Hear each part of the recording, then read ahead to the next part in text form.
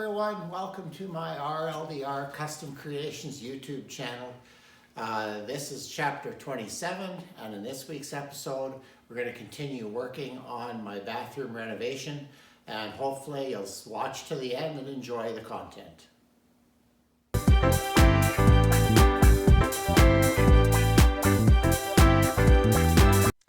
Well, as you can see, I've sped up the video a little bit for this section, and just otherwise things get too long. Here what I'm going to be doing is taking the valves or the stops off the end of the copper pipe, and that's just introducing a little bit of heat onto the fitting and taking my channel lock and pulling it off. So that worked out really well. The other thing that is going to get done here is those pipes, once the stop is off, they need to get capped. So we need to turn the water back on in the house after this is done. And there we go, I got the fitting off. Now just tapping the cap on. There's leftover solder on the pipe, so I mostly use that.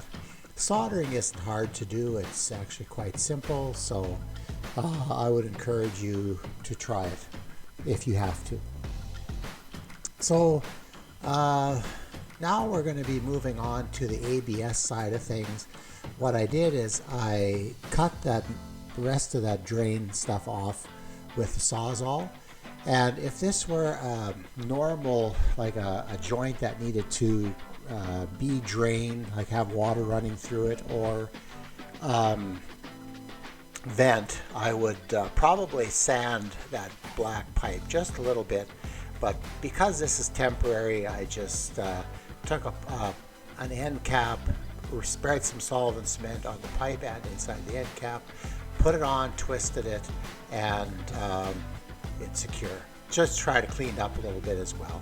So that in the end, that worked out really well. Well, there you have it. The rough end of the plumbing is done. And was it late last week, I installed a shower valve. I think it's a Delta. It's a good quality valve, Delta or Moen. And raised it up a little bit because now we're not going with the tub. And put the shower spigot in there. And that all worked out really well.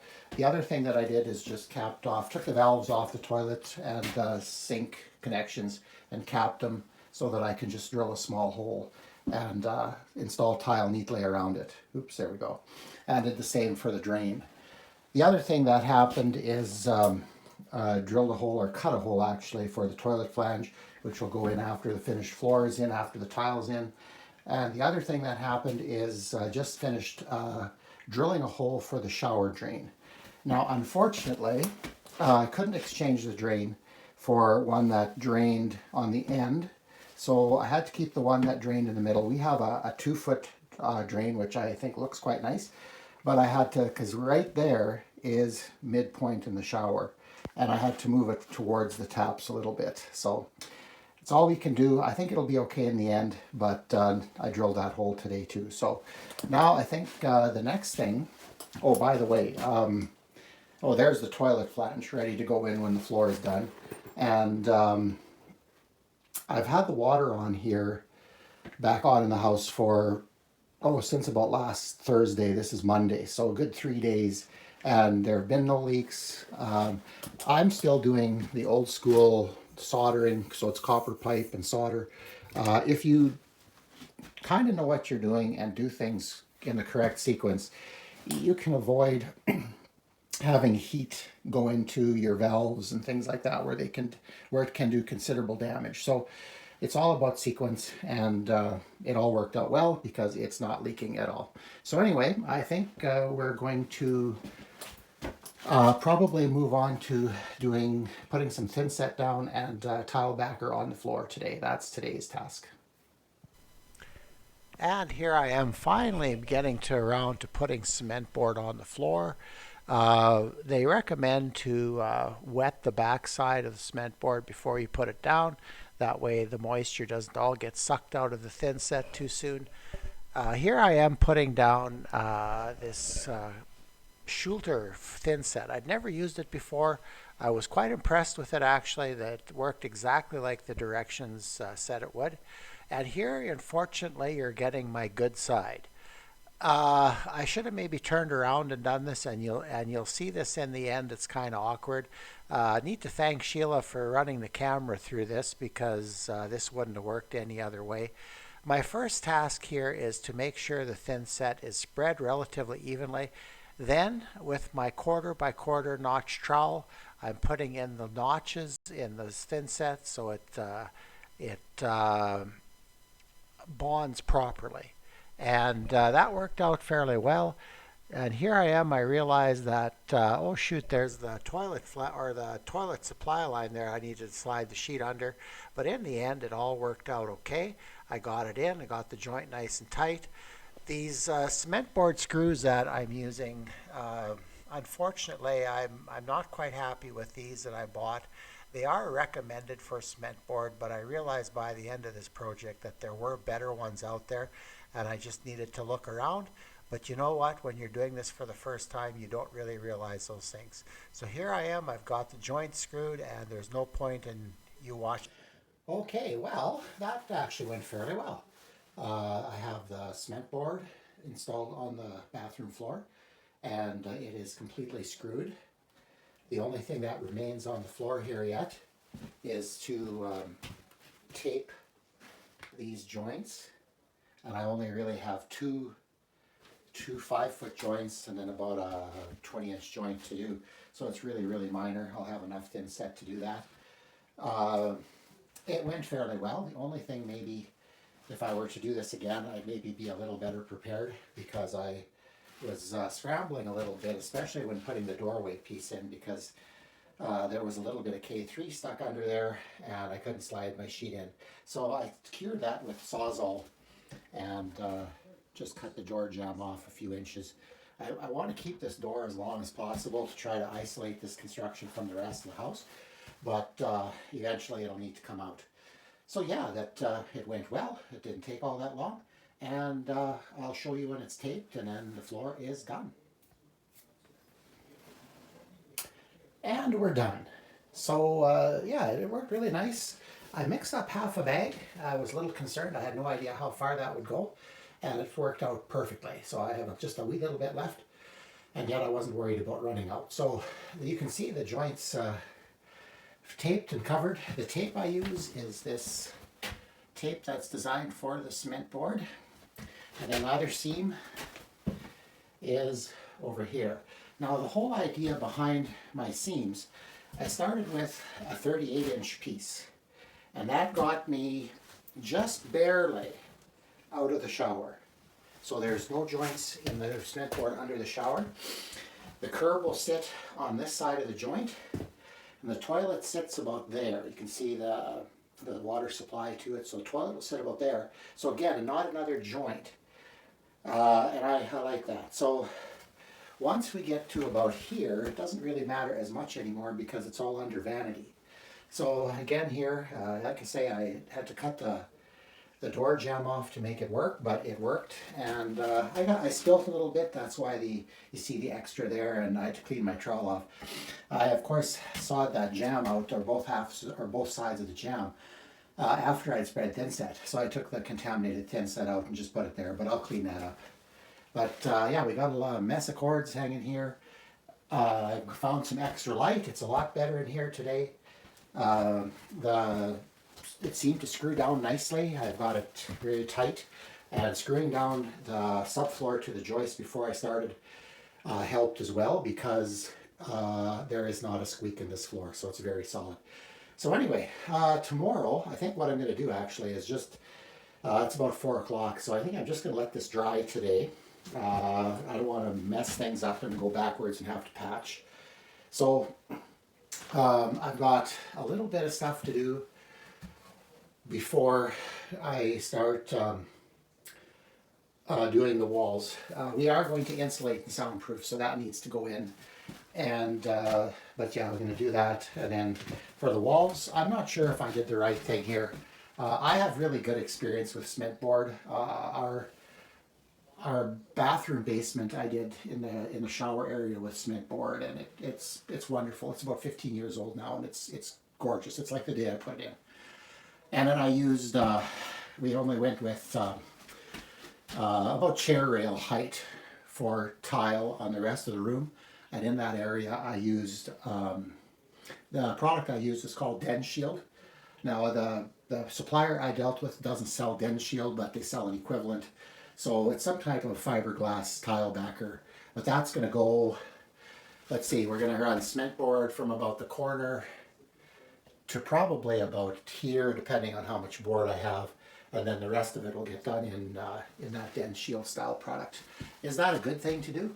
I don't know, but we're going to find out. Like I say, I did it in the bathroom in the basement, and it's worked out really well. So yeah, quite happy with the way things went today. I used that Schluter all set for the thin set, and it seems to be very nice to work with. If you follow the directions on the bag, it's hard to go wrong. It's good stuff. I think anyway, I don't know, but we'll find out because we're going to use it a lot more yet. But yeah, the materials I used I think were good, kind of first-rate stuff, and hopefully that translates into a good outcome. I'm still debating what kind of shower curb to put in. I am going to use dry pack to build my shower bed. I like that better. I don't know why. I have strange ideas about some things. So, in fact, the doors we bought come with a shower pan, and we're going to sell it because I just like the idea of making my own things. I think it's going to be better. So anyway, with that in mind, we'll bring you back when we do something else. Okay, working with cement board isn't really that much different than working with regular drywall. What I would do to cut it to length is I would simply measure it, score it 2 or 3 times with my regular Olfa knife, and then snap it. Now it doesn't snap as nicely as drywall, so you have to kind of clean up the edges a bit. But also I screwed this in pairs of screws. So I put in 2 screws where I'd normally put 1, and that seemed to work really well. Okay, and we're moving right along here. Progress is coming nicely. Installed some soundproofing insulation. We're going to do this in the other walls yet as well, but I have this one kind of done. We have a cavity here where the chimney runs, and I just put some wire strapping behind there so the bats won't fall through if we've got a door opening and closing a lot over the years. Just don't want to take the chance of the insulation falling into the chimney cavity. Not that this would hurt anything, because I'm using Safe and Sound here, or Roxol or mineral fiber insulation, and in my opinion it is the best insulation made. The fire rating is excellent, and the R value as well. So not that we need the R value here, but we're going to be using the sound qualities of it. So I'm just going to finish this off here, and then I'm going to bring you back and show you the whole thing done. Okay? Okay, and we're back again. Well, the wall is done. I'm really happy with it. It seems to, when I talk in here, the sound is already deadened a bit, which is exactly what we're after.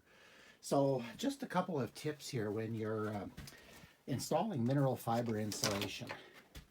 The best way to cut mineral fiber is with a bread knife. It's just like cutting a fresh loaf of bread. Just scribe the line where you want it and then saw your way through it. But these knives, I bought 2 or 3 of these. Sheila actually uses one in the kitchen. They're a great knife. We bought them at Dollarama when we did our addition and insulated our addition. That would have been 2019 or so, 2020. Yeah, they work great. So anyway, here you go. We're just going to give you one last view of it here. We've got our chimney cavity insulated there, and I'm quite confident that insulation will stay in place. And I put blocks in, and I wrote down where the blocks are, and I took pictures of it. So when I'm installing the shower door, which is basically why, it's going to be in here somewhere depending on where the base comes out.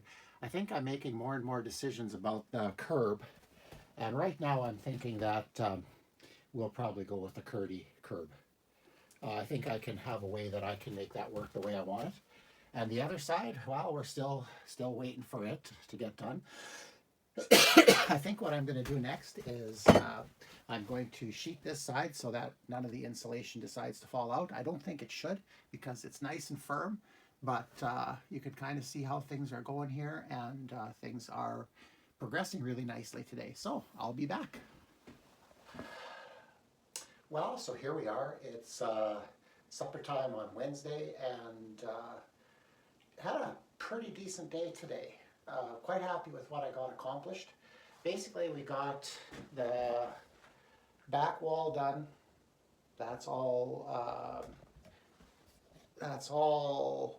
cement board. And then I also got the insulation in, some blocking, and some kind of backing put in by the chimney that I talked about earlier in the video. And then I got up the rest. I put some cement board, here we go, put some cement board on the far wall of the shower, and then I switched over to, this is glass rock, a tile backer. I think it's pretty much the same as Den Shield, it's the same thing. So, I don't know, for my thinking, and this is just me, I wanted to have cement board where we were going to have water. I don't know, I just trust it.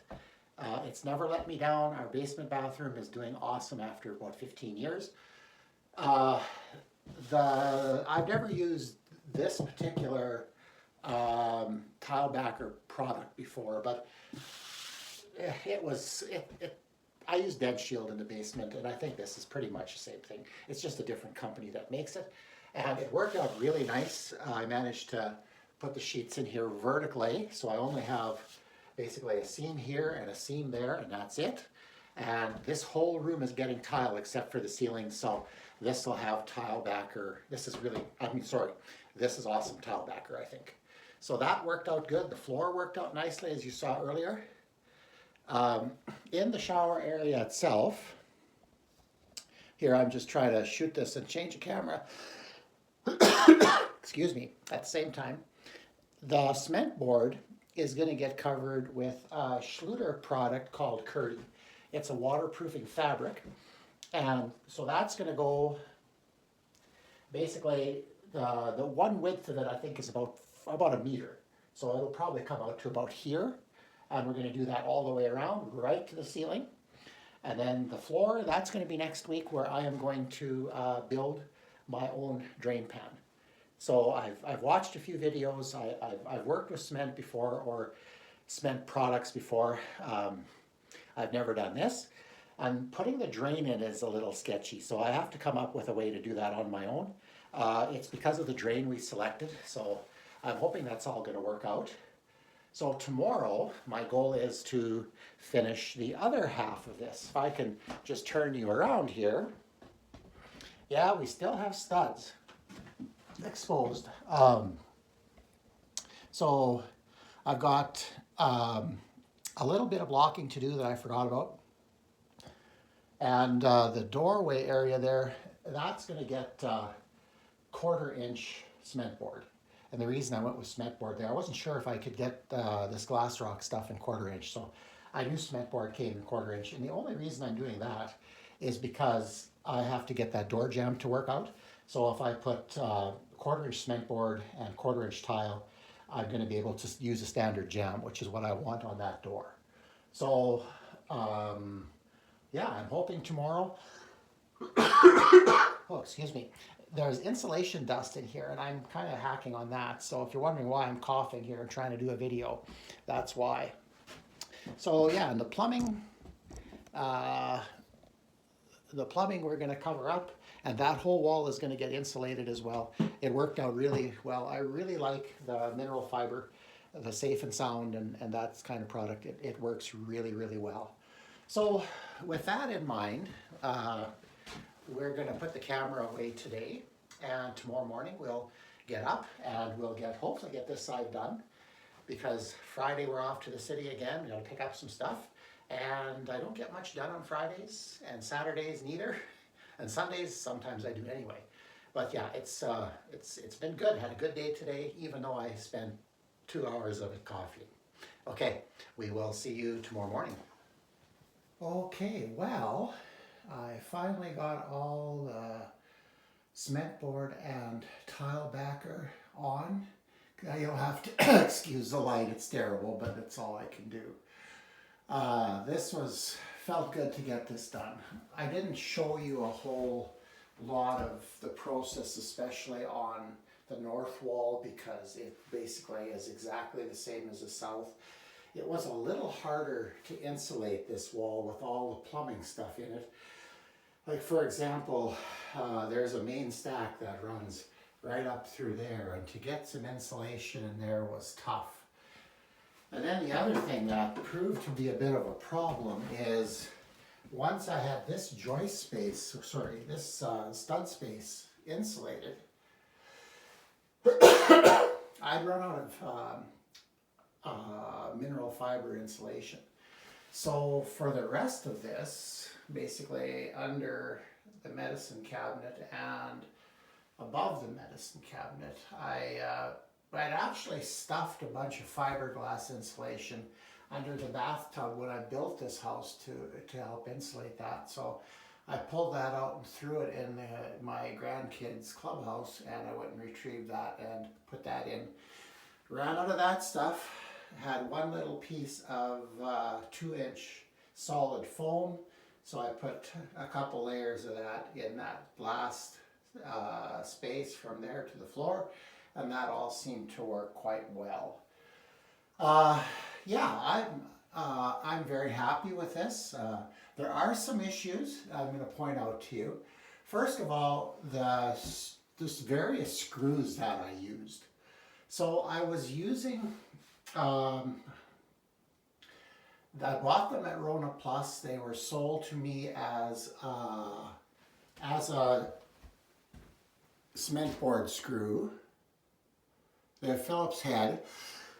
The head is a little larger, which is, I think, really what you need here. But I didn't realize, and the box even said it, they were for metal studs. When I found them, that never even crossed my mind to check for that. And it's fairly small print on the box. So that was my mistake. I should have checked out my materials better. But I don't think it's going to be a problem because I used the 2 fastener screwing technique, and I think that's going to be fine. And then on this wall, I ran out and I went to my local lumber yard and basically found an exterior deck screw. Now the problem with those screws is the head is too small, in my opinion. I used them because I had nothing and we weren't going to go to Saskatoon until Friday, and I wasn't going to leave it till then. So I used them basically on this wall here and the main entrance door wall. So yeah, not as great. But it's funny how at the end of the project you finally find what you need. And I stopped at Rona, just not the Rona Plus, the Rona. That's confusing in Canada, because the Rona Plus used to be Lowe's, and I don't know what happened. They've done some amalgamation, and there's no longer a Lowe's here, but they call it a Rona Plus now.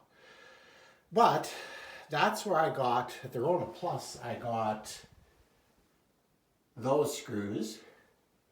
At the Rona, I got the right ones. These are a very good cement board screw. They are called backer on, I believe. Yeah, backer on. I would have never found them except for the help of a very good salesperson. So my appreciation for that. So once I had those screws, I was much more confident in them. I still screwed the bejeebies out of this, but yeah, I'm hoping that I never have to take this apart. So I've put in fasteners, let's put it that way. But yeah, the plumbing is okay. The valve worked out well. And the shower hole, I just drilled a hole. I have a big unibit and I drilled a hole through. That worked really well. The toilet supply, that copper's out about the right amount. But I did make a mistake and I should have corrected it before I put this sheet on, but I think I can still deal with it. The hot and cold for the sink.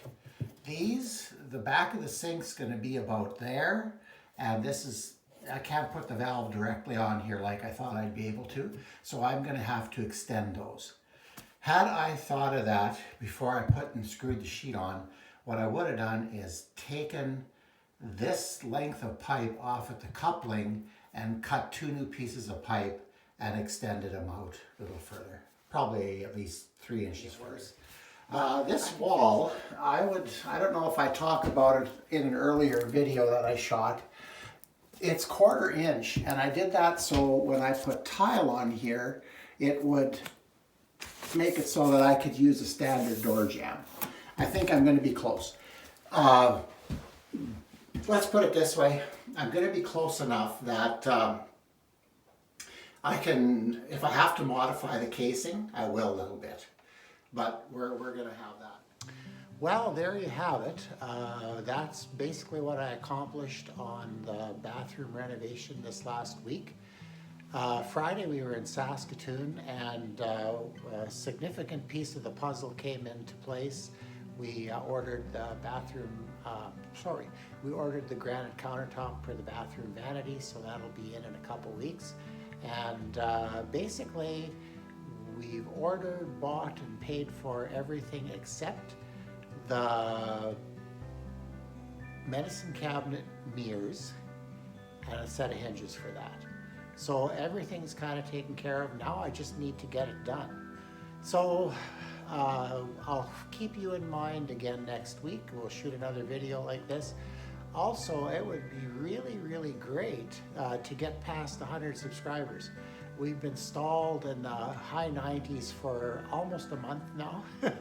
I don't know if this will be the video to push it over, but hopefully it is. If you watch this at all, like and subscribe. And even if you don't like, subscribe anyway, because it just helps a lot. So anyway, with that in mind, remember, like and subscribe, and we will see you early next week for sure. Take care, everybody. Have a great weekend and a great week.